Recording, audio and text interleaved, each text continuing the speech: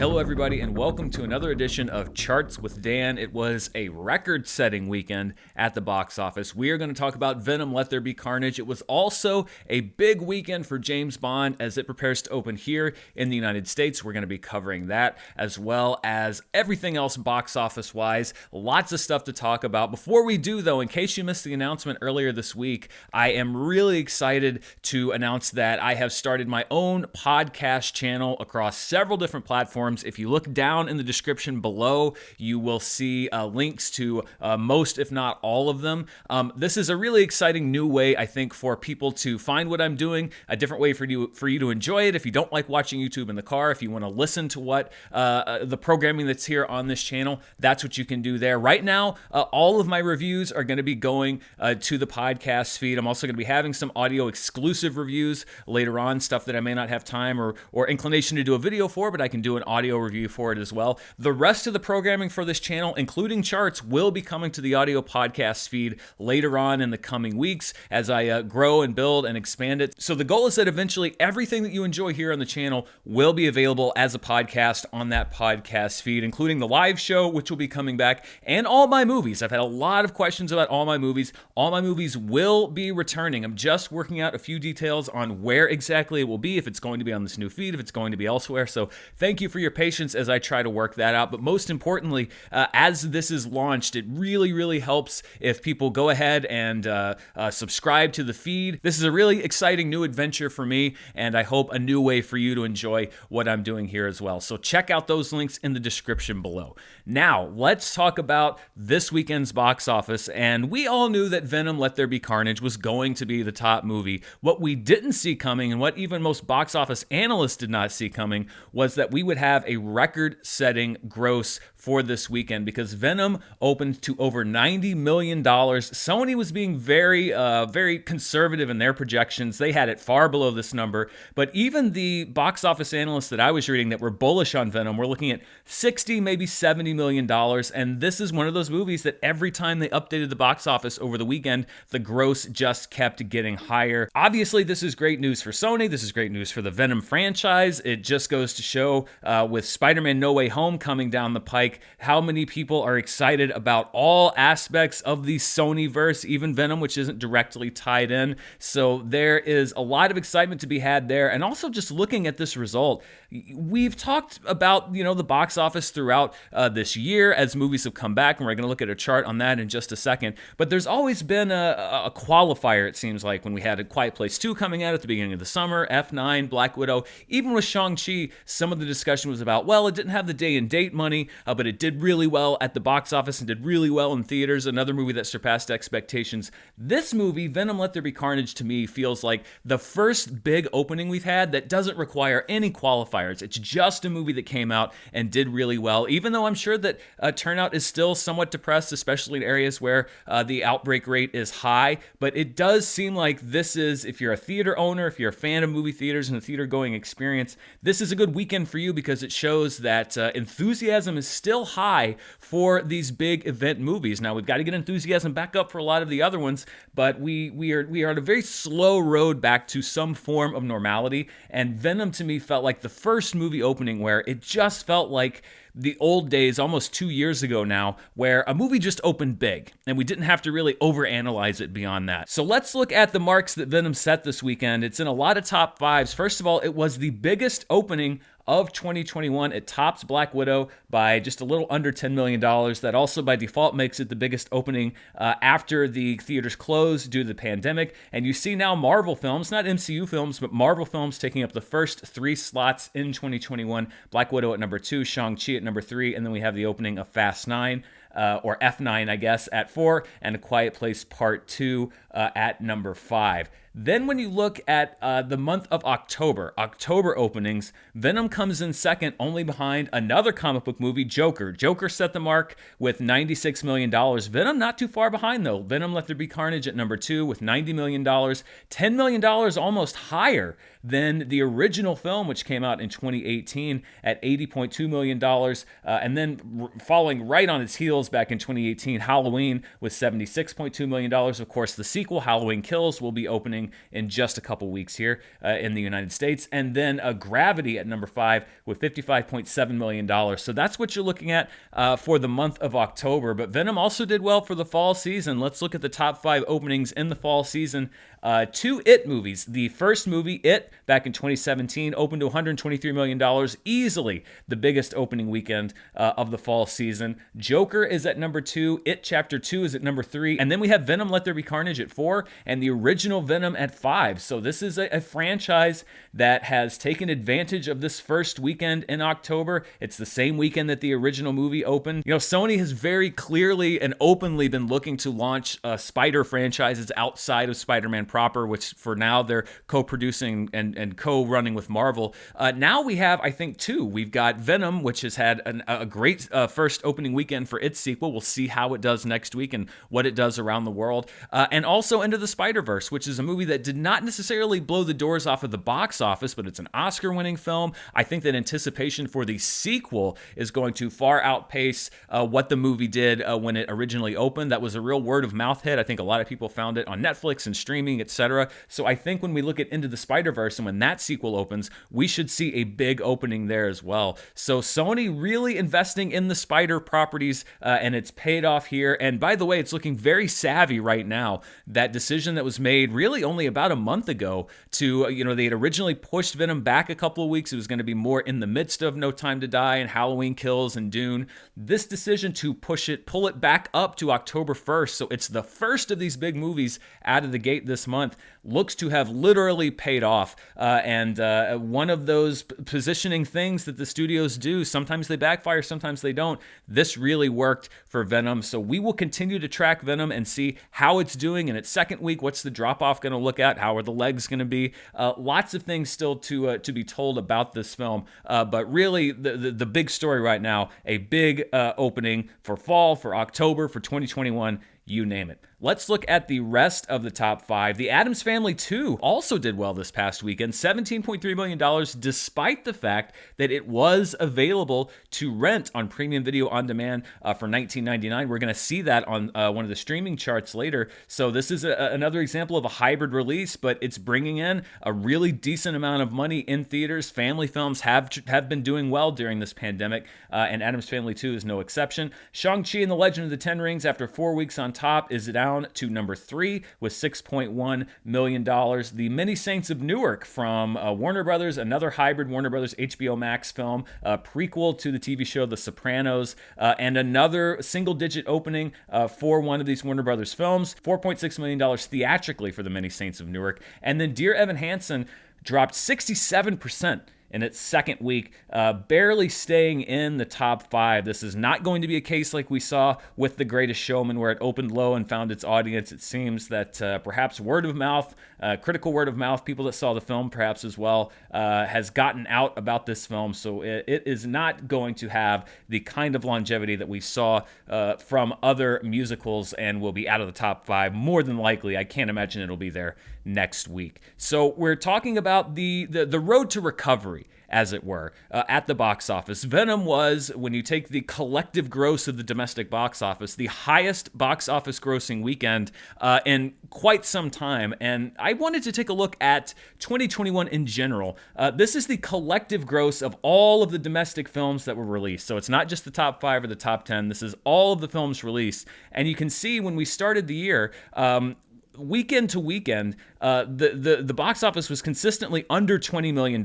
You see in February, it starts creeping up. We have a big spike up at the beginning of April with Godzilla vs. Kong. We have another big spike a couple weeks later when Mortal Kombat and Demon Slayer both came out and had really good openings. And there you see that steep climb right there at the end of May. That's the Memorial Day holiday. The box office shot up over $80 million collectively. That was the 1-2 punch of A Quiet Place Part 2 and Cruella. Then we see another drop, and then another big bump. We're nearing that $100 million mark with the opening of F9. Black Widow was the first movie to propel the domestic box office weekend total over $100 million back when it opened in July. You can see it almost hitting that $120 million mark there. Another big spike was Shang-Chi and the Legend of the Ten Rings. Remember, it did not open as high as Black Widow, but it has, in the long run, done better theatrically, albeit without that streaming revenue that Black Widow had. But here you see Venom, Let There Be Carnage, taking the box office over $120 million, close to $130 million collectively. Of course, most of that money going towards Venom. But this is what recovery looks like. You start off very slow, and then we've seen these little spikes, and you can see that the box office kind of tends to average out maybe a little bit higher. We're at least not plunging back down into the $20 million range, although last weekend wasn't a particularly impressive box office weekend. But this is what hopefully, when you look back on this year and when we look back on the performance, we're going to see this shoot up even more, so that we have weekends that are up into the $160, $180, $200 million range if things hold out, if things remain safe, if movies stay on the release calendar. So, not altogether the rosiest box office picture, but we can see recovery, and it's good to see that these spikes go up and keep going up as bigger movies come out and as more people are able to and feel comfortable heading back to theaters. Rates are currently down here in the United States. We'll see if that holds. There's still a lot of uncertainty in the theatrical market, but you can see through this chart, what the box office recovery throughout the year 2021 has looked like. Ironically, there is one studio that apparently will not be surviving this pandemic, and that is the studio that put out the first movie to go into wide release after theaters shut down. It's a relatively new studio. It's called Solstice. There has been news running today. They laid off their top executives, and according to Deadline and other sources that I read, they'll be staying in business to finish production on a Robert Rodriguez film, which is currently in production, and then will be shutting down reportedly. That hasn't been confirmed, but it will reportedly be shut down. So a little bit of irony there. The studio that wanted to plant its flag and say, we are the first studio to have a movie back in theaters, and indeed they were with the Russell Crowe movie Unhinged. It looks like that studio will not be able to take the hit from the pandemic and will reportedly soon not be in existence anymore. Just kind of an interesting but sad piece of information that came across today. Let's look at the top 5 per theater this past weekend, and no surprise here, it is Venom, Let There Be Carnage, $21,310 per theater. That means in each of the 4,225 theaters that it played, it brought in an average income of $21,310 per theater. And if we look here at the per theater averages for 2021, that is also the best per theater average of the year. Black Widow and Shang-Chi are second. F9 is fifth. Those are all wide releases. And then at number 4, we have Bogia, which is a movie that we talked about earlier this year that opened in just 20 theaters, a very well marketed film. It really targeted the markets for interest in this film, and it opened to $17,500 per theater. Usually on this chart, we will see movies, particularly towards the end of the year, that are opening in limited release on a small number of screens. It's just that the specialty box office is lagging largely a little bit behind the regular box office. But if we do get into award season, we have these big movies that open on 10 or 50 or 100 screens, we should see these per theater average screen counts go down as we get into a lot of those awards contenders. Although, again, reading some of Deadline's coverage, they brought up a good point, which is that the ArcLight in Hollywood was a cash cow for a lot of these smaller movies. That's where a lot of the awards contenders would open up for their limited release weekends and generate huge amounts of income. That is currently not in operation. So the question is there going to be a theater in Los Angeles that sort of takes up that mantle, or will we just sort of have to wait and see what happens without that theater there, if somebody's going to take it over? But speaking of the limited releases, let's look at what's called the limited release or specialty box office. Films that are playing in 1,000 theaters or fewer. At number 1, actually, just edging out Titan, is a documentary called The Jesus Music, which is about Christian music. It was, again, we've seen this a lot with the movies that are really targeting faith-based audiences. They open in markets where they know know they will do well with $548,848. I mean, that's good for a limited release, especially for a documentary. So the theaters in which that documentary was playing, it was packing in the crowds. I mentioned Titan, which is the Palme d'Or winner of the Cannes Film Festival, opened in 562 theaters. It grossed over $500,000. That is a big gross for a Palme d'Or winner. I think it's the highest in many, many years, also for a French film. So Titan reaching a wider audience than we would often see. A lot of buzz around this film. I think a lot of curiosity around the content of this film. So that's not really that surprising. The card counter in its fourth week in theaters is at number 3 with just over $67,000. I'm Your Man expanded to a few additional theaters in its second week. It's at $47,000. And Old Henry, which is a movie starring Tim Blake Nelson. I don't really know much beyond that, except he looks pretty grizzled on that poster. It opened in 30 theaters to $21,000 in its first week.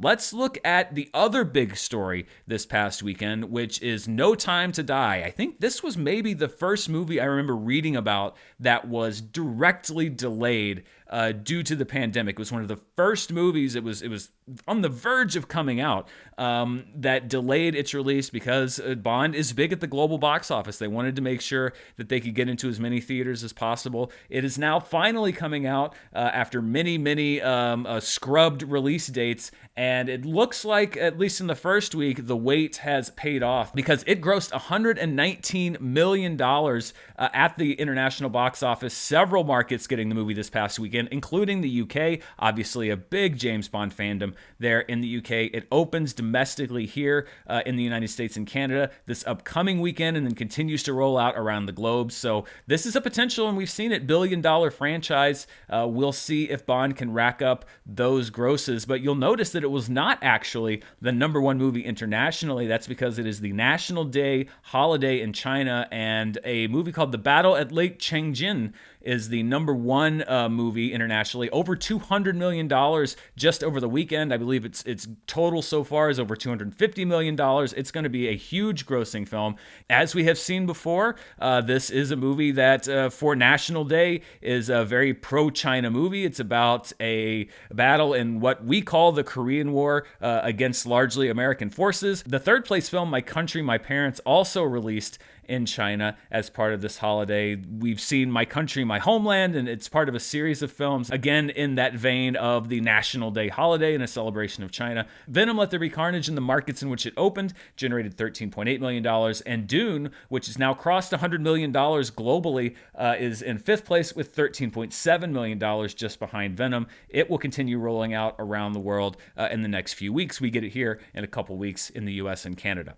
Let's look at the worldwide box office. So you take the domestic box office and the international box office, you combine them, and we see what the top movies are worldwide. And the top two don't change. The Battle at Lake Changjin is number 1. No Time to Die is number 2. Fueled by its mainly domestic debut, Venom, Let There Be Carnage has already racked up over $100 million worldwide. It's number 3. My Country, My Parents is number 4. And then solely based off of its domestic debut, The Addams Family 2 is number 5. Let's look at the 2021 domestic box office, and there are a few changes. Number 1, you'll see Venom, Let There Be Carnage jumps onto the top 10 at number 8, just off of its first weekend with just over $90.2 million. That bumps Cruella and Space Jam: A New Legacy down the list. It also bumps The Conjuring, The Devil Made Me Do It off the list of the top 10 films for 2021. Free Guy has surpassed Jungle Cruise, so it is now the 5th highest grossing film of the year. Jungle Cruise now at number 6. The rest of the rankings remain unchanged. Shang-Chi building its lead over Black Widow, also passing the $200 million mark domestically at $206.1 million. When we look at the worldwide box office, again, The Battle at Changjin, just based off of its initial run, $255 million, jumps onto the list at number 9. It will be moving rapidly up that list. It bumps Cruella down one spot, and Jungle Cruise, which just entered the chart last week, is now off the chart.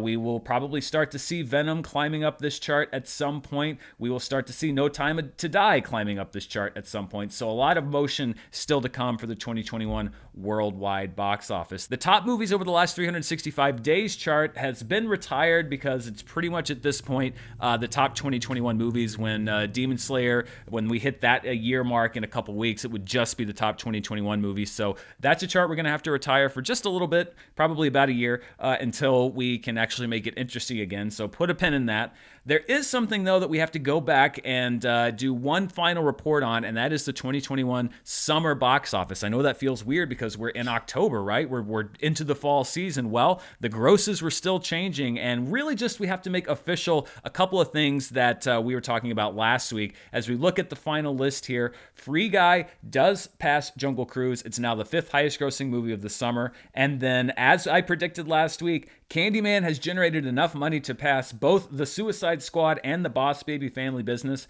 It now enters the chart at number 10, and that is your top 10. Now, it's possible there may be some shuffling. We'll see how Candyman does, if it can catch up to The Conjuring, although Candyman is pretty late into its theatrical run. But this is your summer top 10. So let's take one final look at my predictions for the 2021 summer box office. I got 8 out of 10, which is actually as well or better than I do some years. It's just that I missed big on 2 of my picks. I picked The Suicide Squad as the 2nd highest grossing film of the summer and In the Heights as the 5th highest grossing film of the summer. The 2 that I missed on were Cruella and Space Jam: A New Legacy. I did not pick either of them to be in my top 10. I picked Black Widow to be the highest grossing movie of the summer. It ended up being the 2nd highest grosser. I picked Shang-Chi to be the 3rd highest grosser. It ended up being the top movie of the summer. F9 I selected as my 4th film. It ended up being number 3, so I'll take it. I picked Free Guy to be the 7th highest grossing film of the summer. It came in as the 5th highest grosser. I picked Jungle Cruise to be the 8th highest grosser. It came in at number 6. And then I actually kind of nailed the bottom 2. The Conjuring, The Devil Made Me Do It, and Candyman. I picked those as the number 9 and number 10 movies of the summer. And right now, that's exactly where they are, at number 9 and at number 10. So a mixed bag for me. But you know what? Given all of the uncertainty around the summer box office, I'll take it. I'll take it because I certainly could have done a lot worse. Before we look at the streaming charts, I always like to take a little look back at a weekend from box office past, and we're going to go back, hard to believe this, but 15 years to this past weekend in 2006, and that saw the debut of The Departed, which is, I believe, how you're legally required to pronounce it. This was, of course, the movie that won Best Picture. It also got Martin Scorsese his long-awaited Best Director Oscar. It was also a box office hit. It opened at number 1 with just over $26 million. The Texas Chainsaw Massacre: The Beginning, a prequel film, was at number 2 with $19.1 million. Open season in its 2nd week was at $15.6 million. Employee of the Month, with a very 2000s cast of Dane Cook, Jessica Simpson, and Dax Shepard, was at number 4. It was a new release that week. And also with a very 2000s cast, the Kevin Costner, Ashton Kutcher Rescue at Sea movie, The Guardian, in its 2nd week was in 5th place with $9.5 million. So let's turn our attention now to the streaming charts, what people are watching at home, and we will start with Amazon. At number 1 on Amazon is Free Guy. The purchase window is now open for Free Guy. You can buy it on digital HD, etc., also through different streaming services. So Free Guy is number 1 on the Amazon chart. Venom is at number 2. People watching or rewatching the first film as the sequel hits theaters. F9 is in 3rd place, followed by Candyman and Don't Breathe 2. The Protégé is at number 6. The rental window is now open on Snake Eyes: G.I. Joe Origins, so it enters the chart at number 7. Respect and A Quiet Place Part 2 are holdovers, and the SD, standard definition rental version of Venom, is also on the chart, so Venom taking up 2 of the top 10 slots on Amazon Movies. Let's look at what people are watching over on iTunes, and this actually is a huge turnover. Only 2 movies remain from last week. The rest are all new entries into the chart. At number 1 is the purchase of Free Guy, so a lot of people buying the movie on iTunes as well.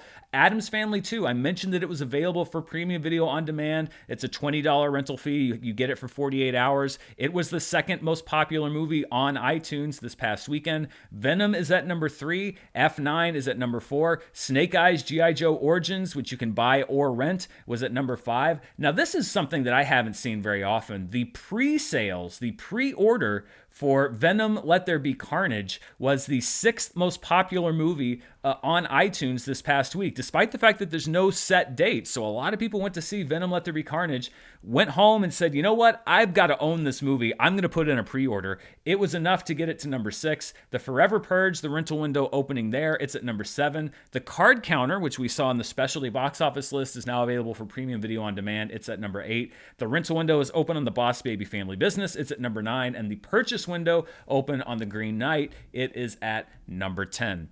Let's wrap up by looking at the Netflix charts and Squid Game, which, by the way, if you haven't seen and want to know a little bit more about, or if you have seen and want to hear some discussion on, I did a review of Squid Game that came out yesterday. You can click that little card up in the corner and it will direct you there. It remains at number 1, a sleeper Netflix hit. I don't think anybody really saw it coming, but that's kind of the best kind of hit, the ones that you don't see coming a mile away. The Netflix movie The Guilty debuts on the chart at number 2. The Netflix original series Made at number 3. Midnight Mass, the new Mike Flanagan series, stays on the chart at number 4. The Duff, which is a movie that I somewhat remember coming out, a very popular film on Netflix. We often see this at the beginning of the month as new movies hit the service. It's at number 5. The My Little Pony: The Next Generation movie is at number 6. Seinfeld, making its long-awaited debut on Netflix as a series, is good for number 7. Britney vs. Spears, a kind of top-secret Netflix documentary about Britney Spears, comes onto the chart at number 8. In 1972, government scientists intercepted a transmission that they determined came from the star Alpha Centauri.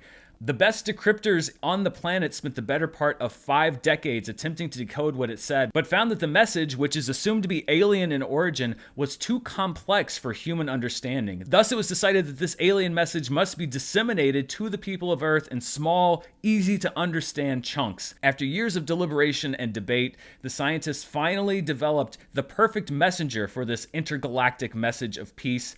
That delivery system is Cocomelon, now spending its 28th consecutive week as it continues to spread this message from the depths of outer space. And at number 10, the Addams Family Love Fest continues on Netflix.